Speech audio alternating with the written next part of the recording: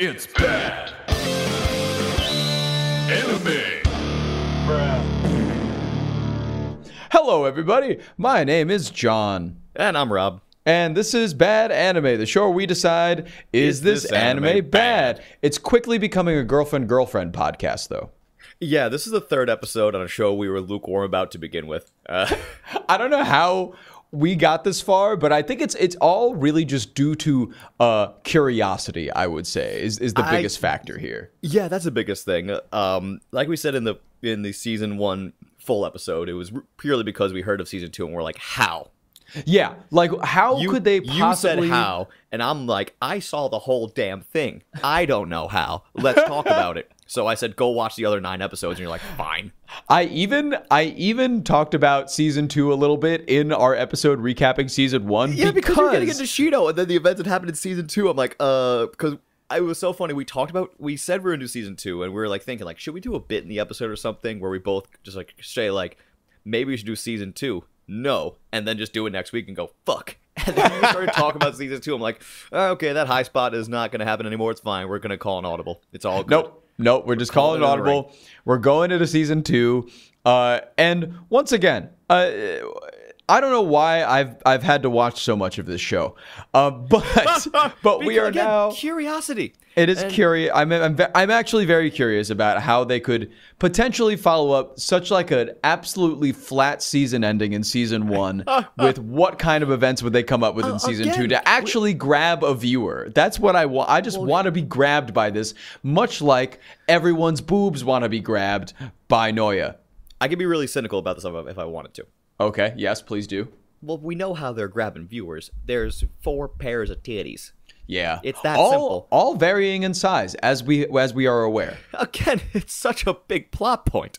It is a huge plot point. It came basically up again a this character season because we got some more backstory into the history of Saki and Shino. Yes. Okay. So this is when that happened. Yeah. And Saki was so drawn to her because like, oh my god, a girl whose boobs are smaller than mine. It's like this is an actual scene in this show.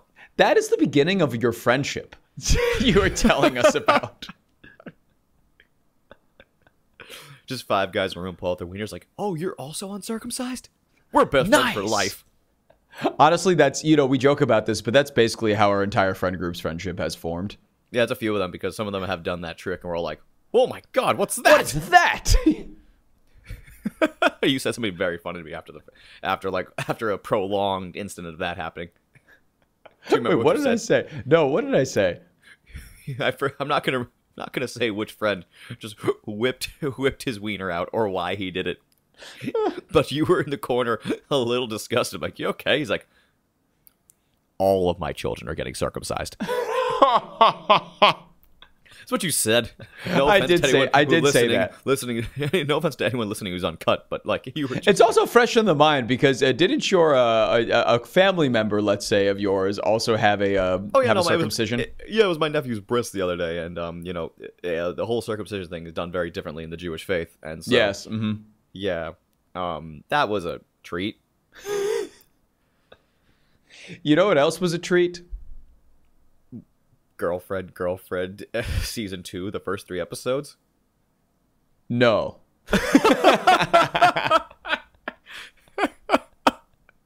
God damn it. He was like, no, this wasn't a treat. It was not a treat. But you Thank you were for giving saying... me homework, Rob. You were saying that they did get into the backstory a bit of...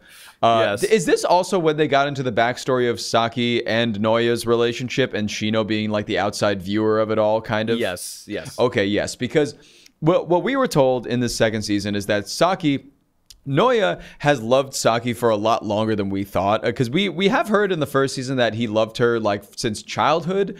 But, you can just say that. I mean, yeah, but he was... pulling the Noyaest of Noya moves and professing his love daily to her. Yes. And she was rejecting him every time. She was like, no, I don't want it. I don't want it. I don't want it. And Shino this whole time is observing this like, oh, wow, this guy Noya is really persistent. I think I want to fug him. And I was so disappointed because that's exactly what happened. So she gives him the advice and he goes, be careful, I might fall in love with you. And we learn Shino had a thing for Noya the whole time. Of course she did. I was so mad. Now, why were you mad? I was mad because it took one of the only interesting freaking dynamics out of the show. Yep. Of somebody that doesn't want any part of this relationship, but she basically wants Noya to break up with Nagisa so he could be exclusively with Saki. But then we realize, oh no, but she loves him too. Exactly, and that's why it's so frustrating because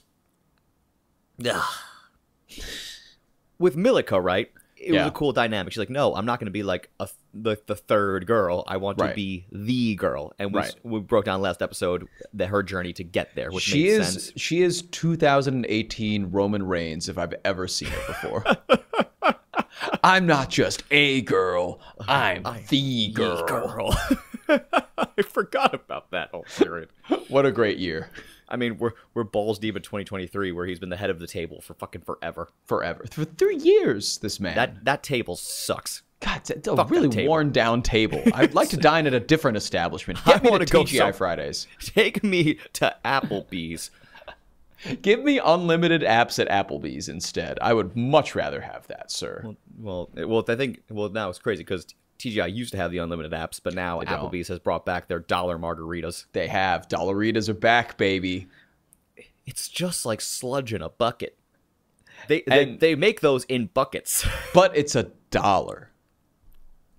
How much booze can really be in there for $1? Not much. I'm sure not much, but people it's probably will pay $1. Like 80% sweet and sour mix, and I would vomit profusely because definitely. Too much sweet and sour makes my stomach go. Bleh. I can't imagine having like 12 drinking the other night, and I wasn't hungover the next day. We did. Good job. You had so much water. You had 3 liters full of water before we even did anything. The funniest thing. I was coming up to around you. You're like, hey, I'm actually not at my apartment. I'm in this other location. There's a Whole Foods nearby. I'm like, all right, I'll go to Whole Foods. That Whole Foods smelled awful because there's a bunch of hot food out everywhere, and none of it was being covered by anything. Yep. And none of the smell was being remotely deflected. Some of the fridges weren't working, I suspect, because the cheese aisle smelled rancid. It just smelled like a bunch of expired cheese. I hated every second of it. But then I was just kind of wandering around because I'm just like, well, I don't want to stand outside. I'll just be in the Whole Foods, whatever. Yeah. So I was just in the Whole Foods. I was going to go to a bar nearby, but I'm like, that's too much of a power move. I don't have food in my stomach yet. Let me just not do that. Yep. And then you come out of there with just this big fucking liter of water. So I just grabbed a liter and a half of I think it was Essentials. Is that the one that's like the it's the one with like the electrolyte powered water or something. Well, they're all that now. Yeah, they're like any water. With the exception of Poland Spring, Aquafina, and Dasani, the rest are like filled with all this electrolyte stuff. I don't know if it does anything, but anywho, I don't know either. So yeah, but I think is like, no matter if there's electrolytes in it or not, it's still a liter and a half. And then when we got to your place, before we headed over to your studio in a different location, you're like, hey, do you want me to fill up that water? I'm like, well, I plan on having a couple beers tonight, so sure. So I had a few of those, and because we went out in a similar type of like theme, like kind of a boys' night type theme. You and I and a couple friends did that almost a year ago to the day. Yep.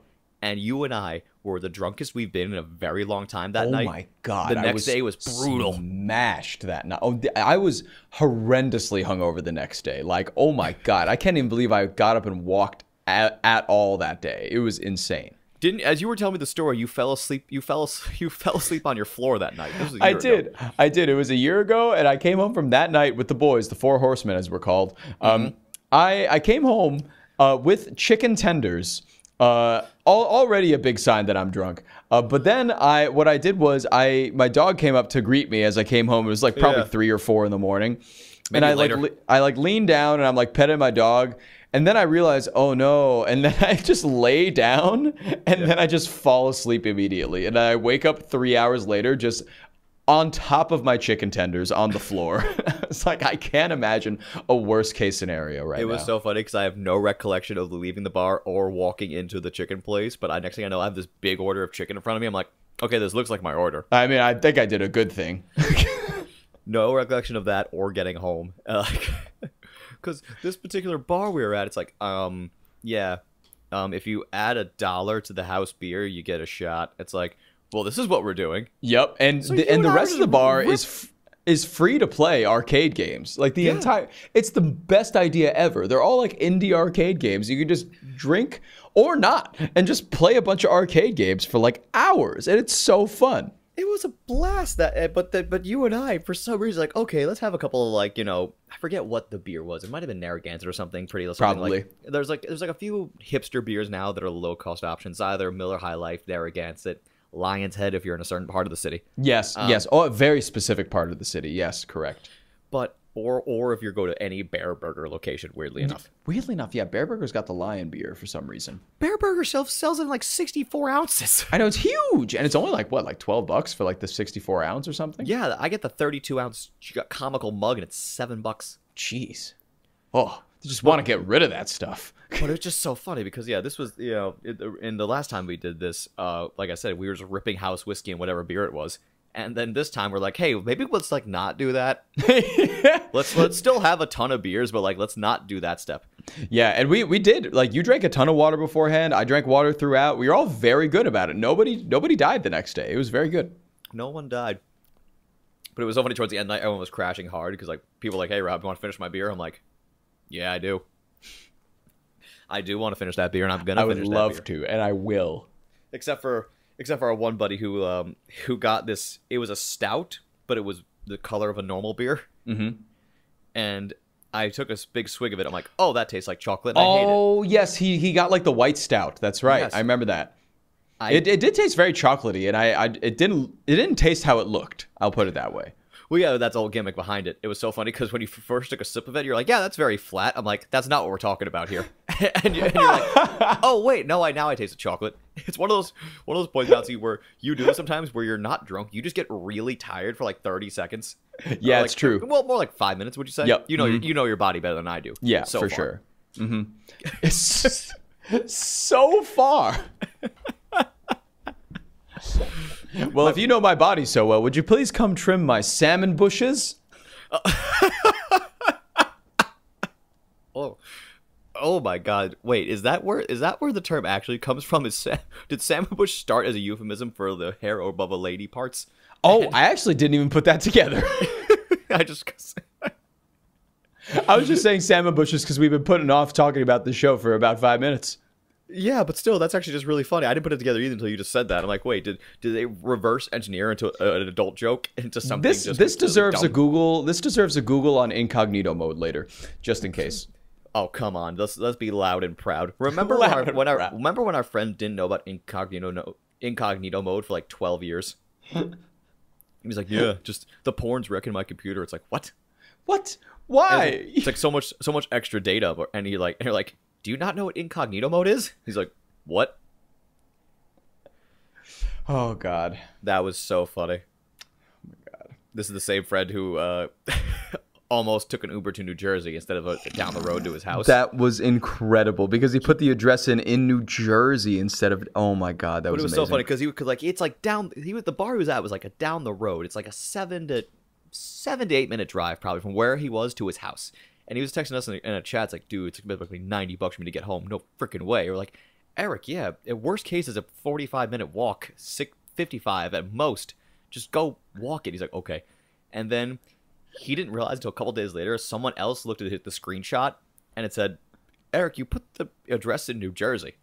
And then we all said, it was only going to cost him $90 to get to Jersey? Yeah, we were like, $90 is great to get to New Jersey. How the hell that's a great deal. I was like, the boys could split an Uber and like pay only like $45 each just to get to Atlantic City. That's good to know in the future. Yeah, I was about to say we don't have to worry about parking in Atlantic City. It's amazing. It's fantastic. That's the whole reason that was the only bad thing about it. Oh, Atlantic City? Oh yeah, parking. Yeah. Oh yeah, terrible. One of our friends last night, we brought up the Atlantic City trip, and he was just like, "Oh, I hated it." And we're like, "No, you didn't. No, you didn't. You had fun. We saw you smiling the fun. whole time. You were smoking a cigar, doing slot machines, and enjoying yourself." But then he's like, "Why are we gonna lie here?" But he's like, "Oh, but other people around, there's like the gambling addicts." I'm like, "Yeah, you're not one of them." So yeah, why? Like, why does that matter to you? You just have fun. We all won a bunch of money and then just watched wrestling, and we literally paid for the trip on the trip. What a great trip! Fantastic. Yeah. Net zero. Yeah, as bouncy as you know, I'm going to Mohegan Sun in 6 days. I'm so excited. Oh God, I'm so excited for you. Oh yeah, girlfriend. Yeah. Well, yeah, no, she no love Noya. I was pissed because it took Yeah. at one point she was about to kiss him while he was laying on the She was like, maybe they did that anime thing where she was like, well, maybe if I did it just once, I'd get it out of my system. And then she's going to kiss him, and then Saki walks in. That never works ever, by the way. Never works ever. It only makes things worse. There's also a reason why Japan like is pretty up there in the world in terms of like people cheating on each other. 30% of guys do it. 70% of females do it over there. You know, it's pretty insane because I was watching some YouTube videos about it, and this guy goes around Japan like asking people where the prostitution one. Exactly. I was like, have you cheated? Or like, and also like just asking women, oh, like if your husband goes to get a prostitute, is that cheating? And they're like, no. Most of them said no, and I'm like, most of them are like, nah, not really. I'm like, what do you mean, not really? That's insane to me. It's like, and then one of them was like, I mean, as long as he's paying. Like, what are you talking about? They were like, yeah, if you were just having sex with someone with emotion behind it, I'd care a lot. But, you know, if it's a prostitute, whatever. I'm just like, that is the most uniquely Japanese view I've ever heard. Insane. But either way, right, Shido... Try that in the West. Shido tries to make out with Noya to no avail. Saki comes in the room. And there's like, wow, kind of Shido, this... you're a shitty friend. Yeah, she is. And there's like no tension there because like she says an excuse and Saki believes it. Whatever. Well, Saki, it was very the implication there was Saki very much wanted to believe it. Yeah. Mm-hmm. So she's kind of went for it. It's like, yeah, okay, I believe you. That's why. Cold sweat. Yeah. And then I think through the entire 3 episodes we get like that backstory, right? We get a couple other notes in there. But the big thing that I remember mostly, because I watched it this morning, was the 3rd episode, which is the like festival, like a festival, summer festival. It was so funny because I texted you about that. I finished it maybe 8 minutes before we were supposed to start recording today. That's when I finished this 3rd episode of Girlfriend. I texted you saying, "Oh, they're all at a festival. Goody," and you were like, "Oh, do you mean all the people in your home?" I'm like, "No, I meant the 3rd episode of Girlfriend." And you started crying laughing before we started even recording today. It was so great. Because, I mean, yeah, they did the thing. They were like... They did the festival thing that every romance anime ever does. Yep. And everybody was wearing traditional Japanese clothing. If I ever find myself in Japan during a time of a festival and someone asks if I want to go, I'm going to say no. Yeah, no, I've just seen them too much now. I've seen them too many times. It's like going to a carnival in the States. They're fun the first 4 times, but then you keep going to carnivals and you're like, okay, these are all the same thing. I think I saw that guy 7 days ago. I get it. Yeah, I get it. I get what you're trying to do. I don't want to do it. But they go, and once again, like just weird, needless kind of in the middle drama happens because like Milika spent the first 2 episodes basically doing nothing, but what I did find funny, the bumpers in between even pointed that out. They're like, yes, why aren't I getting any screen time? Yes, and I'm the fan. I'm the background with my Milika shirt, Milika hat, Milika support flags, with my freshly healing Milika tattoo. Going, why is she on screen? Where's my Milika? Yeah, she wasn't given much screen time, and then they noted that. And she's kind of becoming a weird afterthought in this show a little bit until the 3rd episode where she kind of pins Noya down. She's like, I love you and I'll never stop loving you. And he's like, well, I don't want to talk to you because I'm afraid that I'll fall in love with you. She's like, so you mean there's a chance? Exactly. It was literally that meme like, so you're saying there's a chance. And then she legitimately, I believe at one point said, Senpai noticed me to the camera. She literally said, Noya noticed me. Yeah. And this is... Her situation with Noya, it doesn't make any sense to me anymore. I think it's just like unrequited love, right? But that makes total sense. But he's also like, his main priority is keeping Saki and Nagisa happy. So I'm over here thinking like, he's been so hardwall this whole time. How is there going to be any chance that she's ever going to get any action with this guy over here? Well, because I think now he realizes he has the capability to be polyamorous, if I can use the word of the day. And so he's like, well, I can't fall in love with you too. I'm already dedicated to 2 people. Bye. Yeah. So he's very much running away from his problems because he's a buffoon. Yes. You know, he's just like even hornier, dumber Shinji. He is hornier, dumber Shinji, and they look very similar too. I mean, every protagonist. If Shinji like swapped out, you know, some of those soy boy products with some beef, then you get something that looks a little bit like Noya. You're laughing, and he replaced his pupils with crystal balls. as that joke is leaving my mouth, I'm like, oh, this is terrible. And you're just laughing anyway. I'm like, okay, I feel a little better. All right, at least this hit somewhere. Okay, at least it's like somewhere on the board. Somewhere, somebody found something in this. That's good. Yeah. But yeah, I mean, someone found something in this show.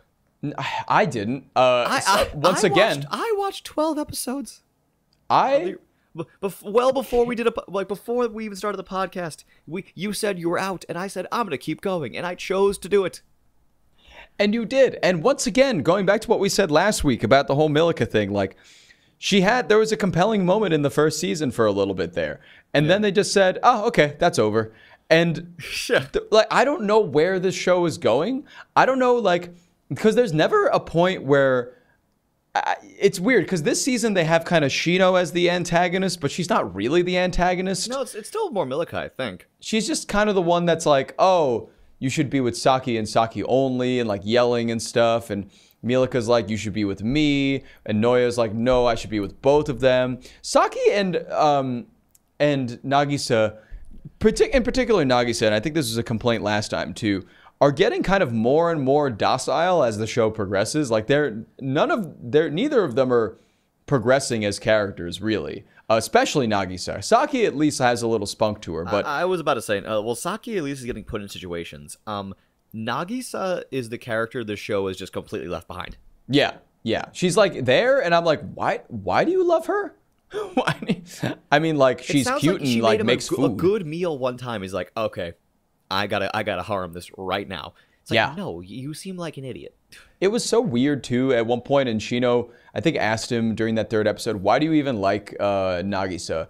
And he's like, "Oh, I just knew," or like, "Why did you start dating Nagisa after you started dating Saki too?" And he was like, "I just knew that I loved Nagisa, and I like her." Like, there's no really like spectacular reason here. No. Along the lines of he's been like telling Saki he loves her for like 10 years. Well, like, it's a very different situation. Nagisa is just the foil to Saki in a lot of ways. All the characteristics that Saki doesn't have, Nagisa has. She can cook. She's got big honkers. She's quiet. She's docile. Yeah. While Saki is the loud, less endowed, like fussy, I ain't gonna cook or clean type of gal. Yeah. So basically, it feels like he's just trying to make one perfect girlfriend out of two girls, like a mad fucking scientist. Yeah, it's like, maybe you should just find somebody else, dude. Maybe you should just tell the other two to get out of your home. Say, hey, Milica, let's make this work, and just move on. So I'll be happy.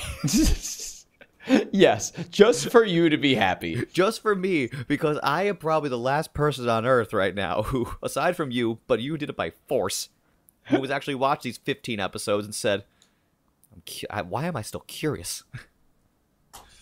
I can't believe you're still curious about. I have reached the point where now, like, I knew I was out before we even did the three episodes of the segment, but I have no doubt that in about 6 to 7 months, I'm going to get a text from you saying, I mean, there's only 9 episodes left, dude. And I'm going to have to be like, fuck, you're right.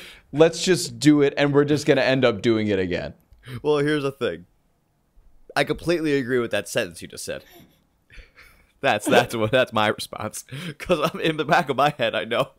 I'm just like, because at this point, I disliked the show when I finished season 1. I disliked the show, but now I'm just like, it's got like that. It's got that like Spirit Chronicles-esque quality to it that we did a long time ago. That it's just like, oh yeah, like I've already watched this much of it.